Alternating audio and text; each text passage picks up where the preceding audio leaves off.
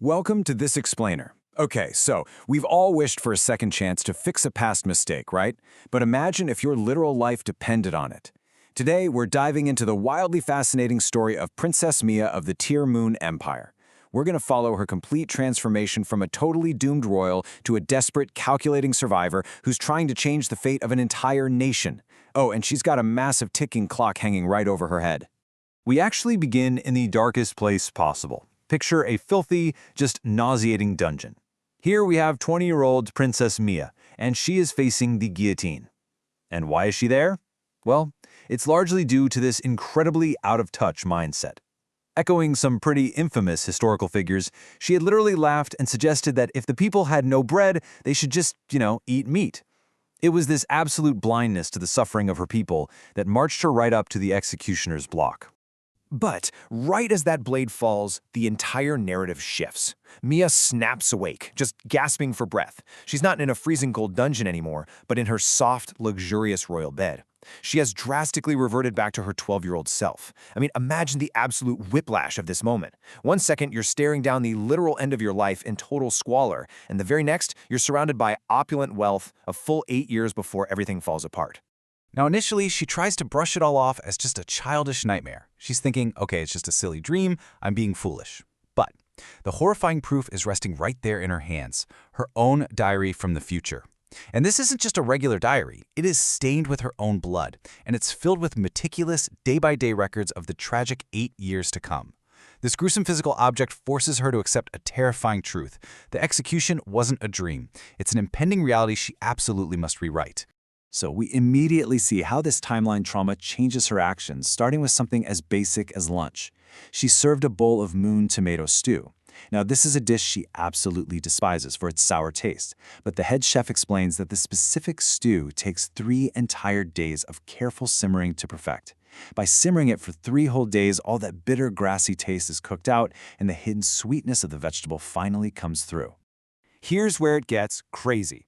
In her past life, Mia callously had this exact same chef executed, just for having the audacity to serve her a vegetable she disliked. But now she's absolutely terrified of repeating the cruel mistakes that led her to the guillotine. So, her behavior completely flips. She actively listens to the chef, eats the stew, and genuinely praises his culinary skill. It's a massive, trauma-driven pivot. She hasn't suddenly become a saint overnight. She is operating out of pure, unadulterated survival instinct. And that brings us to the crucial point, what the chef reveals next. He tells her a shocking truth that completely shatters Mia's worldview. He explains that this single bowl of stew she just ate, it cost the equivalent of a commoner's entire monthly salary. Just one single meal. This is the exact moment it hits her. Mia realizes just how incredibly blind she was to class disparity. The harsh financial reality of her lifestyle hits her like a ton of bricks. She recognizes that, wow, she was actually the villain of her own story, entirely ignorant of the world outside her palace walls. And this is a really profound takeaway. The hardest step in solving any systemic problem is admitting you might be the root cause. This sparks a major psychological pivot in how she values the people around her. She realizes that to survive, she simply cannot ignore the working class anymore. Which brings us to the perfect opportunity for her to put this new mindset into practice, featuring a commoner maid named Anne. Mia bumps into Anne in the hallways right after the poor girl has tragically dropped a cake intended for the princess. The rest of the elite royal staff? They are just viciously berating Anne, turning their noses up at her because she's of common birth and clumsily ruined the dessert. But seeing Anne triggers another powerful memory from the dungeon. Mia remembers that when the empire really started to collapse, all those snooty, high-class servants, they abandoned her almost immediately, like they fled in under a month. But Anne faithfully visited Mia in that horrible dungeon for 3 solid years. She would come just to gently brush Mia's hair and treat her with dignity. And the most shocking part of it all, Mia remembers that in the past timeline, she had physically abused Anne, kicking and hitting her. Yet Anne still showed her unparalleled loyalty when she hit absolute rock bottom. Recognizing the immense literal life-saving value of genuine loyalty over fair-weather sycophants, Mia steps right in and decisively promotes Anne on the spot. She declares, "From now on, Anne is my exclusive maid," completely shocking those snobby servants into silence. And to go even further, Mia finds out that the ruined cake costs 60 days' worth of a maid's wages. Without skipping a beat, she gives Anne that exact equivalent in cash, instructing her to go out and buy sweets to feed her family. You guys, this is an absolute masterclass in strategic loyalty. Again, she isn't just becoming a good person overnight. She is a traumatized, highly calculating survivor. She's actively analyzing our past systemic failures and investing heavily in the human capital she knows will protect her when the world ends. She knows exactly who is going to stand by her, and she's actively rewriting her own tragic flaws to make absolutely sure those people are fiercely protected in this new timeline. But, as you can probably guess, personal growth and making nice with the servants isn't going to be quite enough to save her neck. According to her blood-stained diary, the entire Tearmoon Empire is on a rapid, domino-effect timeline toward absolute systemic collapse. The path is clear, and it is terrifyingly fast. It starts with severe financial ruin. That leads directly to widespread famine. The starvation then sparks a furious citizen revolution, which invites foreign intervention from neighboring countries, and the whole shebang ends with Mia right back at the guillotine. The thing is, knowing what happens isn't the same as knowing how to fix it.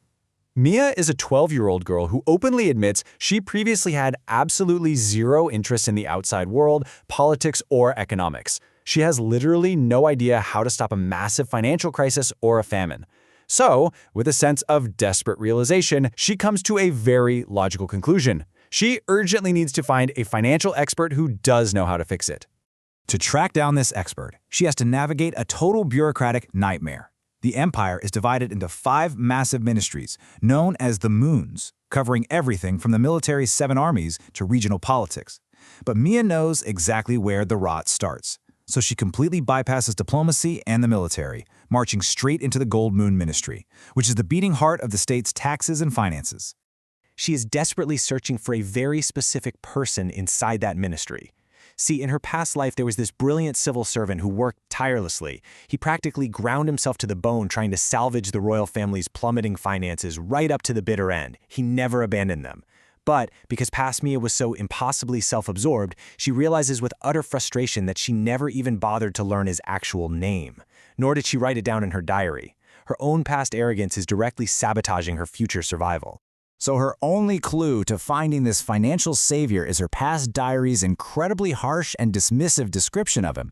She had written him off as a gloomy glasses wearer. The diary notes that he was a blunt official who was actually demoted and sent away to the outer regions specifically because he loudly and persistently called out the empire's ridiculous, wasteful spending. The very guy trying to save them was punished for telling the truth. It's a classic reality we actually still see in modern corporate or political environments today, right? A highly competent expert who gets sidelined or fired simply for telling an uncomfortable truth. Hunting down this unnamed, unsung hero is her first massive strategic move to fix the Empire's macro problems. She knows she can't do it alone, so she's leveraging her future knowledge to recruit the one man who actually saw the financial collapse coming. But it really makes you wonder, will finding this blunt financial genius be enough to rewrite history? Or are the gears of revolution already turning way too fast for this calculating princess to stop? Thanks for joining me on this explainer, and remember, sometimes the key to our future is hidden directly in the mistakes of our past.